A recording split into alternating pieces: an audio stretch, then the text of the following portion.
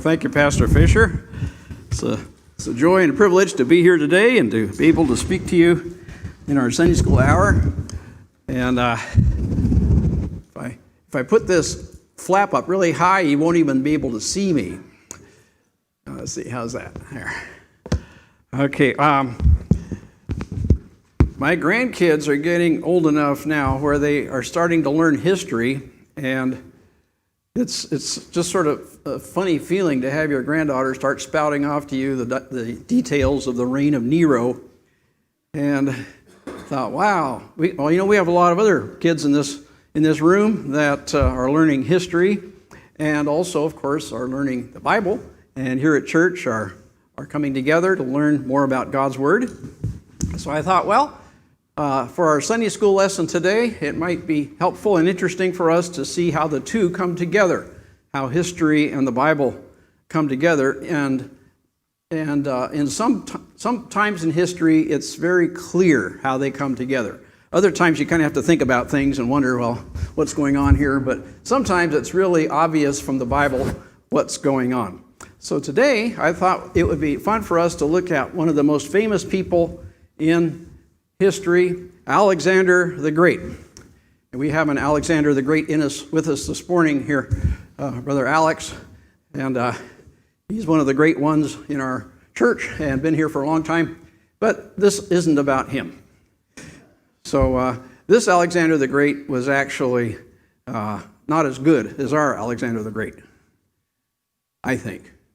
But as it says here, Alexander was someone whom God used to fulfill his word and to accomplish his purpose, and he didn't even know it. He didn't even understand how he was being used by God.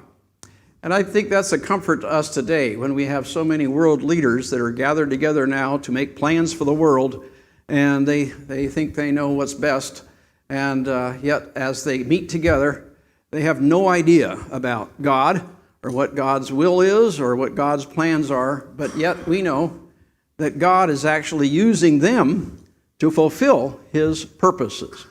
And his purposes are designed to glorify himself and to be a benefit and a blessing to his people. Or sometimes he blesses his people by making life hard for them. But it still is from God's blessed hand that we have all these historical events. So this morning, I'd like for us to think about Alexander the Great in these three ways. First, that he fulfilled prophecy, and then that he conquered a great empire, and third, he prepared the way for the Greek New Testament. And these are just three points of his life that show the intersection between him and the purposes of God. So first of all, Alexander fulfilled prophecy. We have in the Bible, of course, many wonderful prophecies, especially concerning Alexander in the books of Ezekiel and Daniel. And we have them also in our church. So we have a lot of representatives in our church of these names here. That's wonderful. Well, these were written 200 years approximately before Alexander lived. And yet they are full of details that Alexander unknowingly fulfilled. First of all, in the book of Ezekiel, we see in chapter 26 that Alexander would come and would actually, while it doesn't name him, perform great military deeds. And then in the book of Daniel, we have several chapters that mention Alexander, not by name, but as the ruler of the Greeks who would come. So we'll look at those prophecies now, and I'll show you what I mean. First of all, the prophecy of Ezekiel in Ezekiel chapter 36. Sometimes it's fun to have other people read this. Let's see. We have a volunteer that would like to read this passage from Ezekiel. Yeah. This is what the sovereign Lord says. I am against you, O Tyre, and I will bring many nations against you, like the sea casting up its waves. They will destroy the walls of Tyre and pull down her towers. I will scrape away her rubble and make her a bare rock. Out in the sea she will become a place to spread fish nets. For I have spoken, declares the sovereign Lord. Thank you. So you'll notice that this prophecy is against the city of Tyre.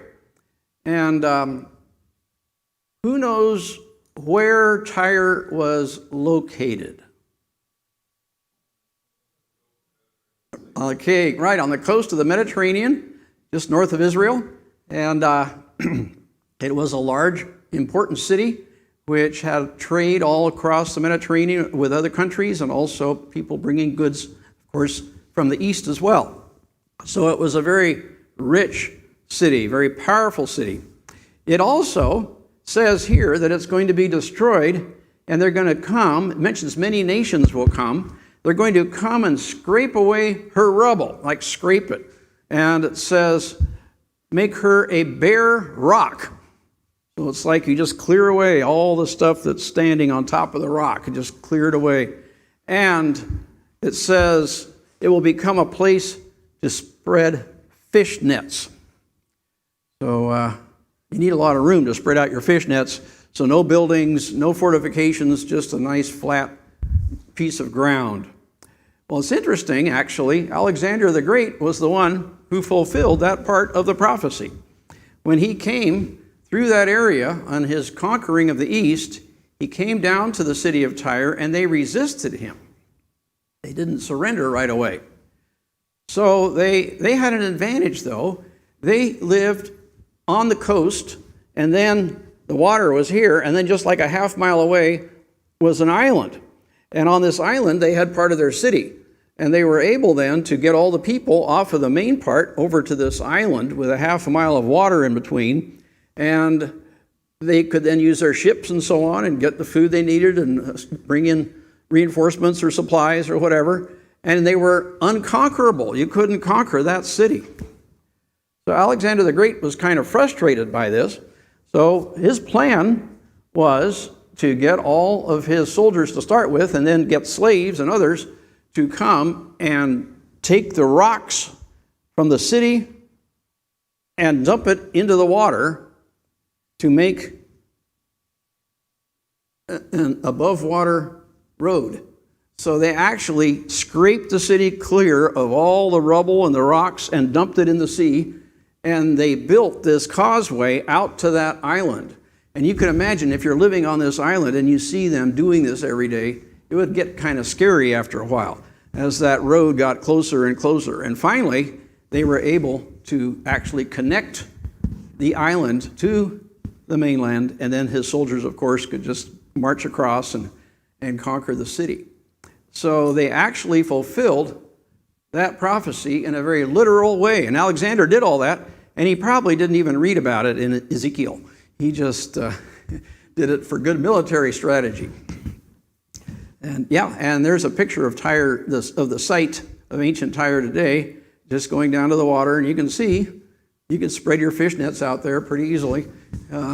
No buildings, just scrape clean ruins.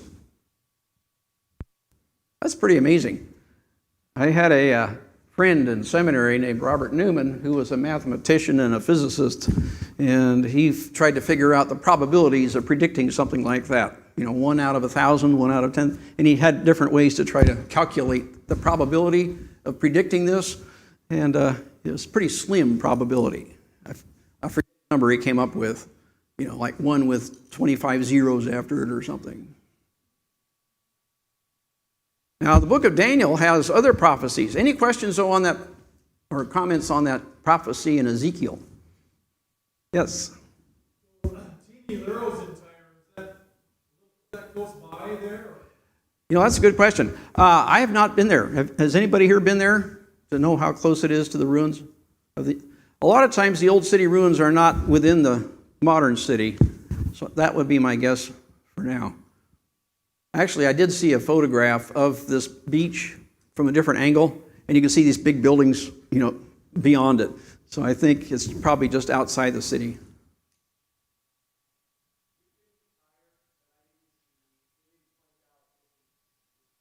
Oh, the ancient city? Yeah. Yeah. I think Alexander pretty well obliterated whatever might have remained there, unless it's in the basement.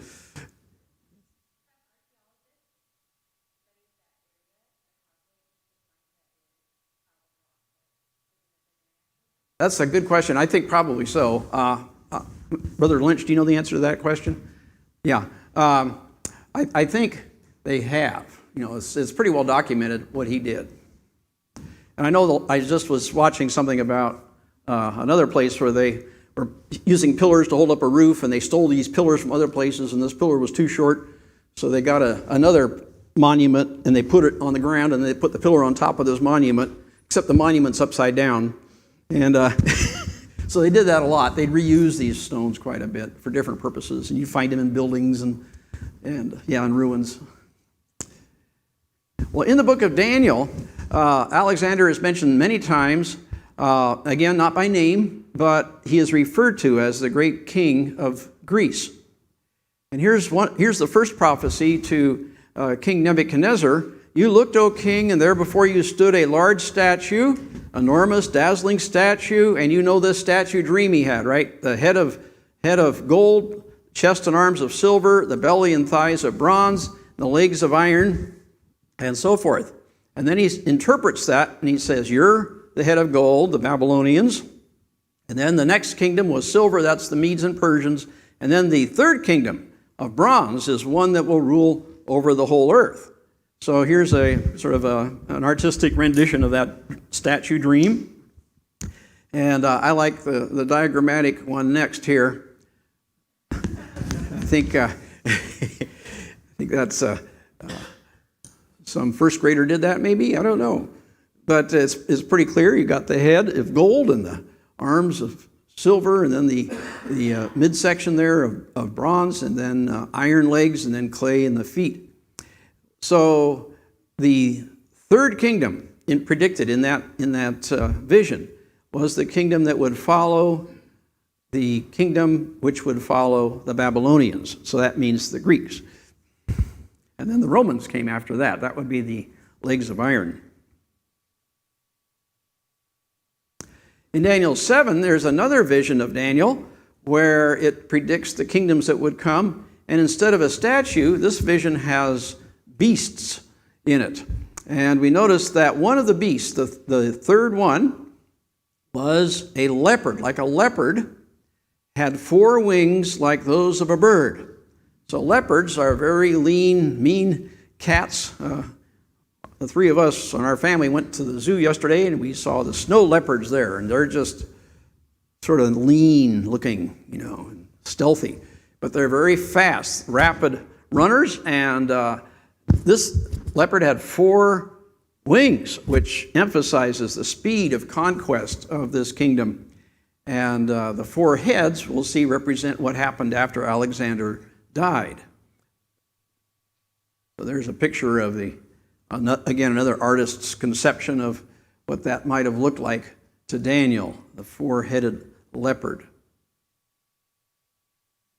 There's another vision of Daniel that talks about a goat with a prominent horn attacking a ram that had 2 horns. And we understand that this ram that had 2 horns was the Medes and the Persians, and then the ram that attacked it had a single horn, and that was the kingdom of Greece. And it says the goat knocked him to the ground and trampled on him. And it mentions that this goat, well, let's go on to the next slide here. This goat, when he attacked the ram, had a prominent horn, or a long horn, single horn, that he attacks the ram and kills the ram. And that represented the Greeks conquering the Medes and the Persians, and again, with great violence and speed. And the prominent horn represented, it says, the first king. And that's in this next part here. It says, the goat became very great, but at the height of its power, its large horn was broken off, and 4 prominent horns grew up toward the 4 winds of heaven. The shaggy goat is the kingdom of Greece, and the large horn between his eyes is the first king. So that would be Alexander the Great that came and conquered the Medes and the Persians. And then the 4 horns that replaced him were his successors. When he died, his kingdom was divided into 4 parts. And so there's a rendition of the horn having been broken off and the other little four horns coming up in its place. Daniel also mentions in chapter 10 that when an angel spoke to him near the end of his career, at that point the Persians were ruling over the Jews, and the angel that came to him said, I must return to fight against the prince of Persia, and when I go, the prince of Greece will come. So there's a reference to how the Greeks will overcome the Persians. And I think it's interesting, too, that both of those kingdoms, the Persians and then the Greeks, had some sort of angelic power that was controlling them. And it's not a good angel. It says here, I have to go and fight against the prince of Persia. And this is an angel talking. And it seems like each of these kingdoms was actually ruled by Satan. Of course, we understand God has sovereign power over all the kingdoms, and even over Satan himself. But Satan, for a time, is in a position where he is controlling the evil forces in the world, and that the kings that arise are part of that system of the world that Satan runs with his demons. And regardless of which nation it is, it's Satan that's ultimately, you might say, calling the shots under God's sovereignty. So sometimes God overrules Satan, and we're glad for that. And I don't know how many of you are familiar with, what's her name? Jean Dixon, the prophetess that predicted all these things that would happen. And she predicted that President Kennedy would be shot in Texas and things like that. And so everybody thought how wonderful she was and able to predict things. But sometimes she would not predict correctly. So she predicted World War III would start by 1980, and it didn't. And so I think what happens is that the devil has plans, the demons have plans, and sometimes God allows them to carry out their plans for God's good purposes, but sometimes God interferes and says, nope, you can't do that. And the devil is frustrated, and the plans of the devil don't come to pass. And that's why God can tell us that if somebody predicts something and it doesn't come true, don't be afraid of that person. That's a false prophet, because God's prophecies always come true. In Daniel chapter 11, it talks about this as well. It says that this kingdom of Persia will come. Xerxes, the fourth king of Persia, will come. He'll stir up everyone against the Greeks. Then a mighty king will appear, a mighty Greek king, and that's Alexander, who will rule with great power and do as he pleases. After he has appeared, his empire will be broken up and parceled out toward the four winds of heaven. And that's what happened with Alexander. So these are predictions in the Bible that were fulfilled 200 years later in the life and career of Alexander the Great. So any question on these predictions that we've had or comments?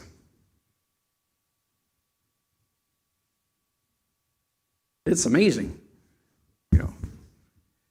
Can you predict who's going to rule the world 200 years from now? How many think it's going to be Ecuador? No? No. We have no idea what's going to happen. It'll be some little thing we don't even recognize will be ruling the earth. The Lord tarries, because the plans of man are unknown to us. Well, let's go ahead to the second part then, that we like to see how Alexander did conquer that great empire. So, first of all, the Persians and the Greeks were enemies for many years before Alexander was born. And earlier, the Persians tried to invade Greece and actually take over Greece. And they came with a mighty navy and a mighty army to attack the Greeks. And even though the Greeks were outnumbered, they defeated the Persians. They defeated them especially through their navy, and had many great battles on the sea, also on the land. Though outnumbered, their soldiers were better than the Persian soldiers, and eventually Xerxes had to go back home and forget about conquering Greece. King Xerxes is in the Bible. He has a different name. Well, it depends what Bible version you read, actually. Anybody know his other name that's in like the King James Bible? Is it there? Oh, shoot. Okay, there it is. Ahasuerus, right. So in the King James, it's Ahasuerus. In the Greek historians call him King Xerxes. So some modern translations just put Xerxes right in there, even though it's not the word in the Hebrew. In the Bible, what's King Xerxes famous for?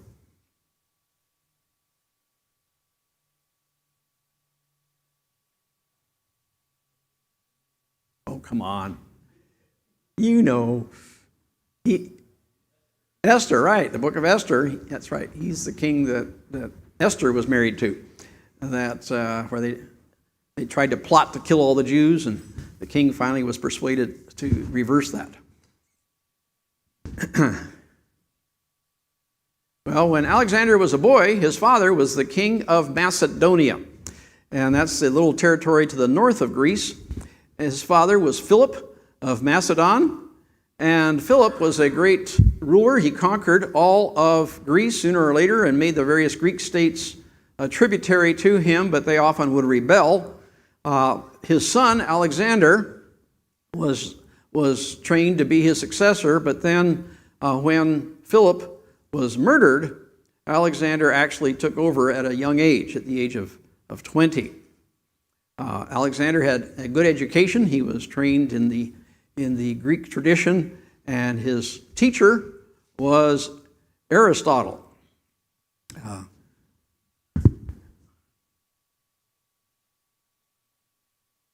Some of you are thinking the same thing I'm thinking. You know that line in, is it Princess Bride? Thank you. Yes, that's right. Have you heard of Socrates, Aristotle, Plato? Yeah. Morons. One of the great lines that came out of Hollywood. All right. Well, on this map, you can see the areas that Philip controlled were actually the orange area there. It was Macedonia. That was where he ruled without dispute. And then he was able to conquer other territories at various times that are in the various colors there. And you can see his enemies, the Persians, over to the east there in modern-day Turkey, were just sort of chomping at the bit, trying to get back toward the Greeks. Well, Alexander, when he became the ruler of the Macedonians in the year, when he was 20 years old, immediately asserted himself very strongly. First, going through Greece and solidifying, you might say, his base of support. He was a very great ruler, or rather a warrior, a very good general, and very ruthless in how he treated his enemies. So when the city of Thebes rebelled, for example, even though they were Greeks, he burned the city, sold the inhabitants into slavery, those who were left alive. But he treated them so badly and so cruelly that the other Greek cities were afraid to rebel against him. He then gathered together a small army and decided to attack the Persians in modern-day Turkey. So he took historians with him also, geographers, botanists, sort of like Napoleon did when he went to conquer Egypt. He just took all these other people along to make it more of a cultural invasion as well as a military one. He crossed the Dardanelles. What are the Dardanelles? That's the water that separates Greece and Turkey, just a narrow strait there. He crossed that and went over to Troy, the ancient city of Troy. So the next map here, you can see kind of over on the left-hand side. Let's see, I'll get my little pointer. Well, I guess I can use my mouse. Yeah. So Troy is over here on the corner of Turkey, then Greece is over here. So here's Macedonia and Greece. He crossed over the Dardanelles here to the ancient city of Troy, which was famous for the Iliad? Is there something wrong? Oh, it doesn't show up here. Oh, okay. All right, let me use my other pointer. I usually use this to entertain my cat. So there's Macedonia and Greece. And then Troy. Oh, my batteries are going rats. Let's see. Well, that didn't work. Okay. Oh. Well, anyhow, up in the corner there is Greece. And then Troy. Can you see the names there okay? Sorry about that. I think it's just not strong enough to get up there. My cat's plays with this. I'm on the floor, and I think she's worn it down. She's getting the victory.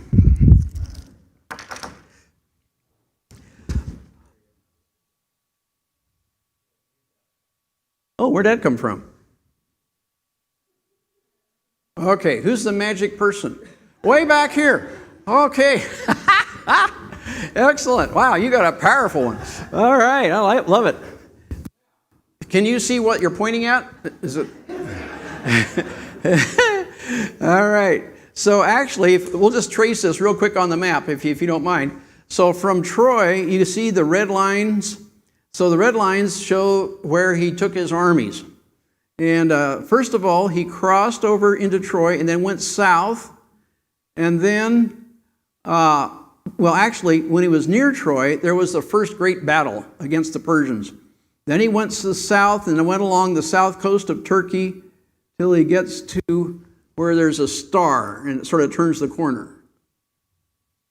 That's it. And that's near Issus, the Battle of Issus, where it was the second great battle that he defeated the Persians. And then the emperor of the Persians took off. He ran away. And then he went south along the coast, and you can see there the city of Tyre along the coast there, right? That's where he scraped the rocks off. Then he went down into Egypt and circled around there, and you can see in Egypt that he didn't have a lot of opposition, actually. They were pretty intimidated by him, and they made him the Pharaoh of Egypt. So that's kind of cool. And then he came back up the same way until he got to Syria. Then he branched off. You see where it branches off to the right? Yep, that's it. And then he went around all the way over to Macedonia, to the Tigris River. And there he had the third great battle where he fought against the Persians and defeated them. And after that battle, the emperor of the Persians ran off, and then he was killed later by his own bodyguard, kind of. And so Alexander became the ruler pretty much of his kingdom. And then you can see how he continued marching all the way down to the Persian Gulf. And then he went north. Actually, you're too far. There you go. He went north there, up. Yeah, there you go. And then across. And then he went down into the middle of here it's called on this map, Hindu Kush. And then he went on all the way to the Indus River, which is off to the right.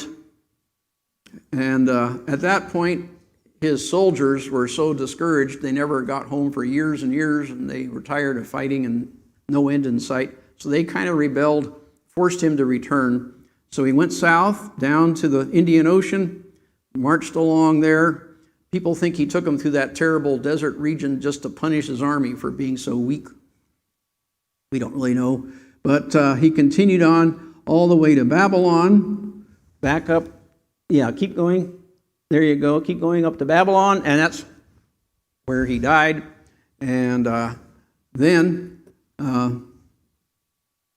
his generals took over after that.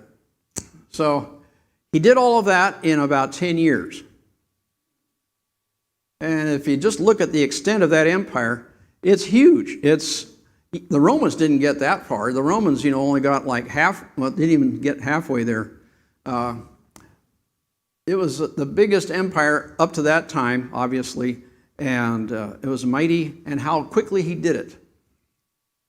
Here's a statue of Alexander and his horse. his horse. He loved his horse, Bucephalus. And this particular statue is in Edinburgh, Scotland.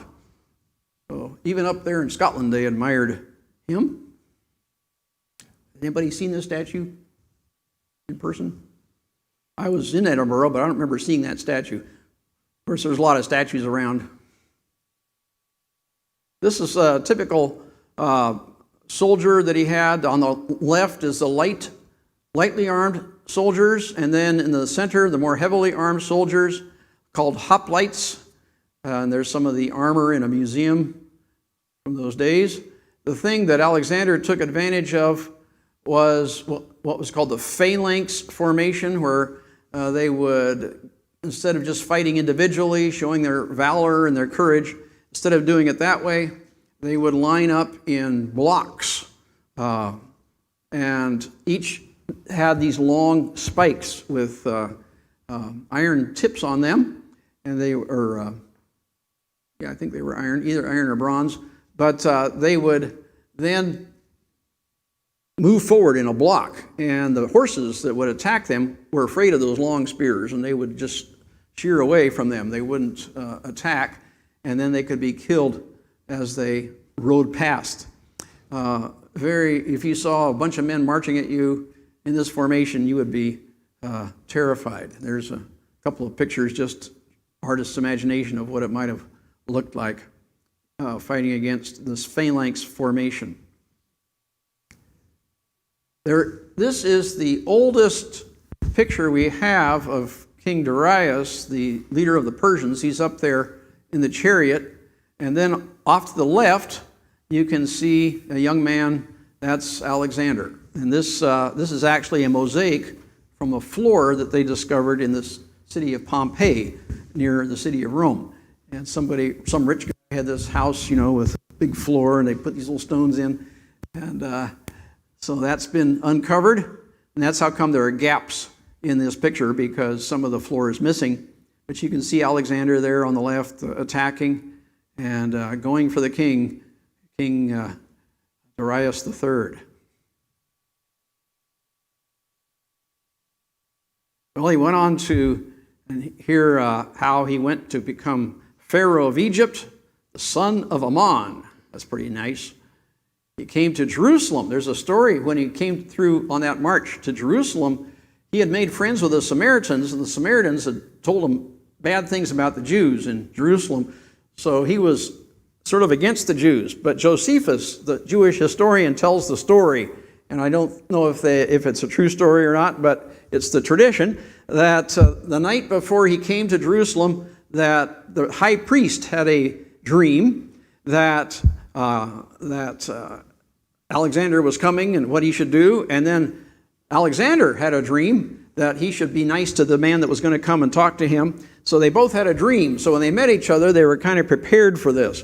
And the story is that the high priest met him outside the city and brought him in and showed him the prophecies in the book of Daniel, how the Greek would come and God would give him the victory, and that Alexander was shown this text of Scripture and how he was happy to read about himself in this Hebrew Bible, and that he made a great treaty with them. So it's a neat story. Here's an artist's rendition of it here, of this high priest showing Alexander the Scriptures where he was prophesied. Well, we do know that Alexander was generous with the Jews and made a good arrangement with them so that they were relatively happy and free under his rule, but he was ruling over them, and the Greeks ruled over them after that. Finally, he defeated the army of Persia, and when he did, he was then made, obviously, ruler of that whole empire.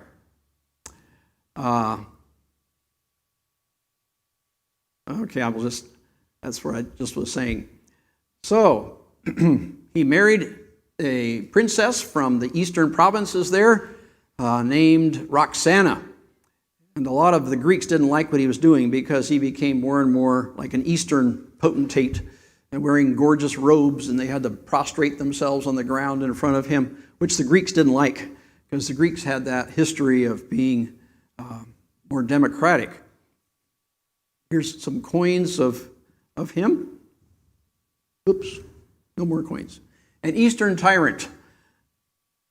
Yeah, and he was a heavy drinker and sort of killed himself by his sinful lifestyle. And then he died of a fever, and his infant son, who was supposed to follow him then, was killed by the generals, and they took over and divided his empire. And the book of Daniel predicts all of these events. On the next map here, you see what happened to his empire after he died. The blue area, controlled by Seleucus, was expanded eventually and reached the Mediterranean Sea. Ptolemy controlled Egypt, and eventually Seleucus and Ptolemy, their families, their dynasties, fought each other for a long time. And you can read the details of that fight in Daniel chapter 11. It's all in prophecy. Well, finally, let us note how Alexander then was used by God to prepare for our New Testament. That's a wonderful thing to think about.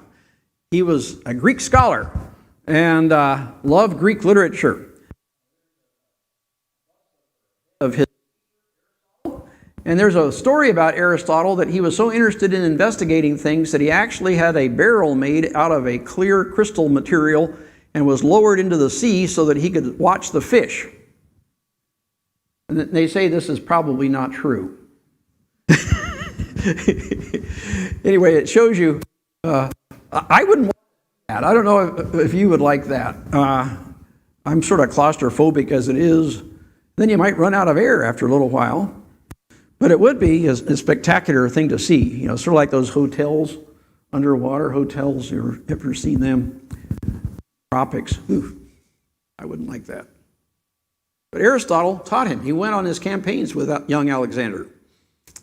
Alexander loved Homer.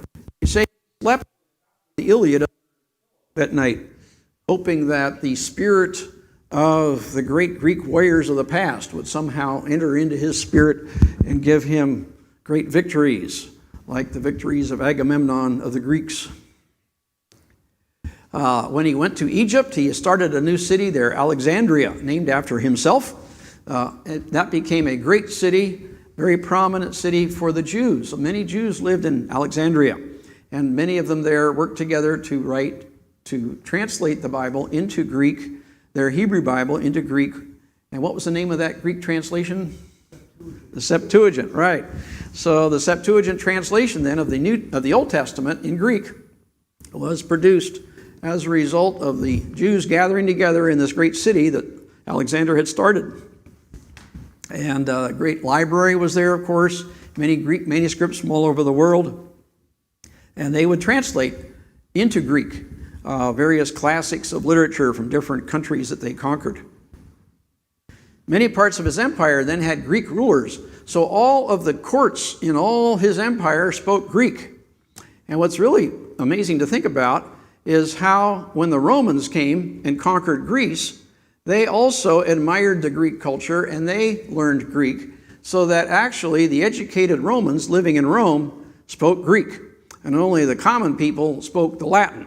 And it was the Greek language that was universal from Rome in the west all the way to through all those Hellenistic kingdoms in the east. One single language, which was a form of Greek that was adopted by the common people, or those who, rather, the various nations that spoke Greek in the empire. So if you suppose you grew up in Egypt speaking Greek, and then you travel to Athens, what do you think they would think about your accent if you were visiting Athens? They'd probably think, boy, this guy's from the sticks, right? It's sort of like when we travel to London, and you're an American. You don't talk English, you talk American. Australians are even worse.